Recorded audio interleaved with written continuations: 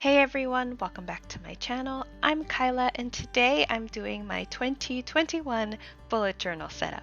The notebook I'm using for 2021 is an Archer & Olive A5 dotted notebook. It is 192 pages and it is the Gliding Swallow. I did a little bit of unboxing on Instagram, which is linked in the description box below. I'm starting off by doing some bullet journal prep on my 2020 bullet journal to see what spreads I liked, what I needed to add, and some quote ideas, some color ideas, and some notes on my grid spacing. I do this because I have 192 pages in this Gliding Swallow notebook and I don't want to waste any pages. I'm really used to having a lot of pages, especially because the Leuchtturm 1917 journals has almost 300 pages. I decided to go for the Archer & Olive notebook because of how thick the pages are, and they're much more wider than the Leuchtturm notebooks. All of the things that Archer & Olive is known for has convinced me to buy this journal, and I went for the 192 pages because 160 would last me 3/4 of the year, and I didn't want to have to buy a second 160 page notebook just for another 3 months, because that would definitely be a waste, because I would end up buying a whole new journal for 2022, and it was a whole decision process, but in the end I landed on this journal. I'm really happy with it so far. It is so pretty, I love the color, and I'm so happy it came in 192 pages. Anyways, I'll talk a little bit more about the journal later, but as you have seen already, I wrote my name on the inside where the name is supposed to go, and for the general theme of my 2021 year setup, I drew some squiggles on the page and then decided to color those in, and then I chose colors that sort of played off of the color of the notebook. And I did this by trying to find colors of Tombos that I already owned and then tried to match that as close as possible to a picture of the journal, and I landed on the 3 colors that I'm using now, and all of those colors will be linked in the description box below, along with the rest of the supplies that I'm using in this video and also the journal, of course. I'm also writing out 2021 in cursive with my Tombow Fudenosuke hard tip pen, and I was going to do like a sort of soft and elegant, in quotation marks, writing of the numbers, but it didn't take up as much space as I would have liked it to, so I decided to write out the full word. Now you're going to see me do a little bit of a snippet of me working on my iPad in Procreate, trying to draw out this quote page, and I cut it short so that you would only see the background being made, and I printed the background as well as the quote page, and I will be pasting them both in my journal. And I decided to print the blank one without anything written on it to act as the background of the key, and I will handwrite the key. I decided to do this instead of just straight up writing it on the blank white page because the blank white page looks sort of boring beside the cover page, so I decided to tie that in as well, so that your setup will start and end with a pasted image, so it will tie in both sides together. I just flipped the key background upside down so that it wouldn't be exactly like the quote page, but everything's tying together here. The key is fairly similar to what I've done the past few years. I just removed the scheduled symbol and added in a payday symbol to my key. The key is fairly simple. It builds off of the original bullet journal key, and although I know exactly what all of these symbols mean and everything, I think there's just something about having the key in the bullet journal to sort of tie everything in together. It just would feel empty without a key there, so I still added the key in. After the key, I am doing my 4-page spread of the vertical calendar or the vertical future log, and I will have 6 months on 2 pages, so 3 months per page. Although this year I didn't exactly use that much vertical space for the events and stuff because there is a pandemic happening, I am hopeful that things will start looking up for 2021 and I would have a reason for a lot of space underneath the calendar, and I will actually have things to do. These spreads are fairly simple. This one is straight up just a black fine liner writing down all of the dates of the calendar. Almost no color in this one. The only thing that ties this into the theme is using the color to underline the dates, and as you saw, I did mess up a few times I shifted the calendar heading for January one too many dots right, and for March I added in an extra S by accident. But we do end up fixing that up with our favorite Sakura Jelly Roll pen in the size 08. I'm going to be posting some of these spreads on my Instagram and Tumblr, which will be linked in the description box below. And also, I have my January 2021 plan with me coming shortly after this video, so look forward to that one. Subscribe if you haven't, hit the notification bell, do all those YouTube things to see that video and know when that video comes out.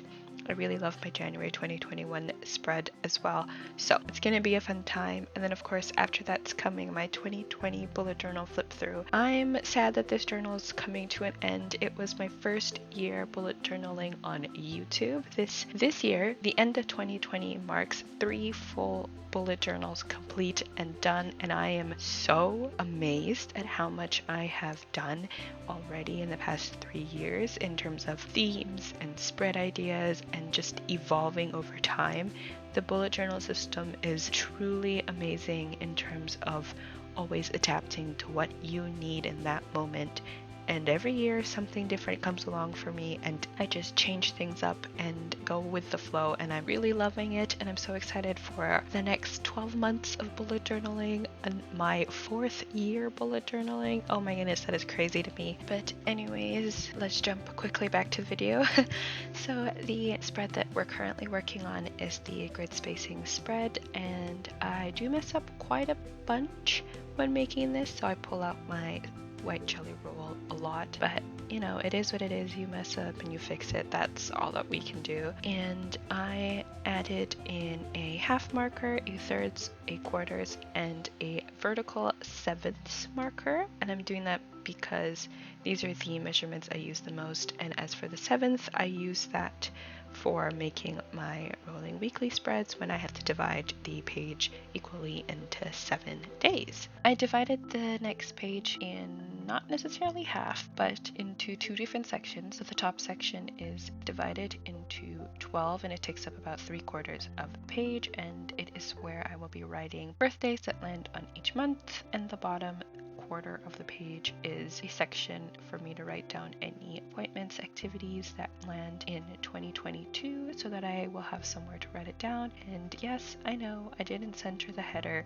It was accidental. The sketch that I did didn't look centered, so I thought if I shifted it more to the left it would be centered, but I overshot it and I don't end up fixing that. The next 2 pages are fairly simple. I drew in some more squiggles at the bottom to tie it into the theme. The left page is just a blank page where I can write down a list of new wish list items. I won't be moving the wish list items that are in my current journal to this journal because I have them all listed down online on Notion so that I can keep track of it there. I decided to just do the 1 page instead of 2 pages like I did last year, just so that I could save pages. And the right page is a full page order tracker. For 2020, I did a half page of order tracker, and I needed to do another page for tracking orders because there was a lot more online shopping this year than anyone expected there to be. So I decided to do a full page for 2021 just in case. I'm really glad I decided to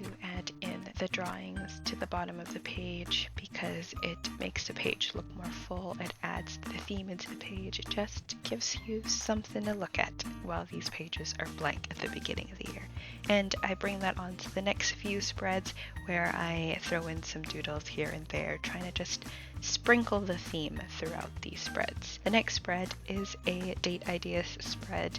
It's just going to be a list of date ideas that my boyfriend and I could do. And then the page to the right is a period tracker. I have the drawings on that page at the top, and the rest of this spread is pretty full already. Pretty simple, this spread. I am doing the exact same thing that I did in my 2020 bullet journal. It worked for me in 2020, so I didn't think I had to change it for 2021.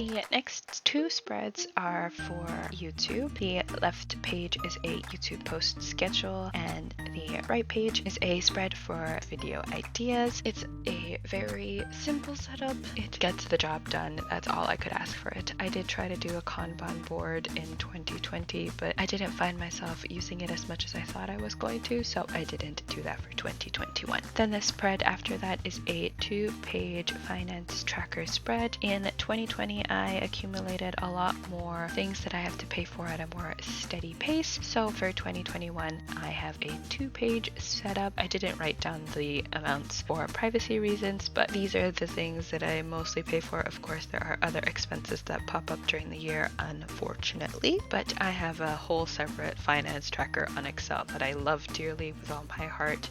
So these are just the things that are more fixed and that I know happens every month.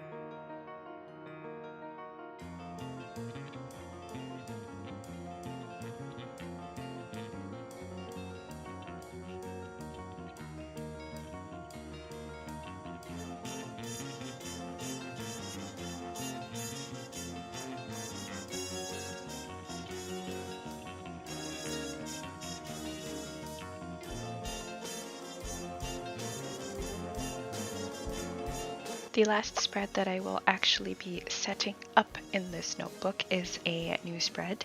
It is a themes of the year spread where I can draw a little doodle of the theme of the month, and then in the bottom bar of that box I can color in and write the colors that I used for that setup, so I can keep track of the colors that I've already used in the year, the themes that I've done, all in one page. Last year I decided to color in the headers of each calendar on the future log using the colors that I did for that month, and although that was cute and added a lot of color to the future log page, I decided this year to have its own dedicated themes of the year page, and I'm so excited to fill it out. I think it'll be a lot of fun, and at the end of the year this page is going to look super cool.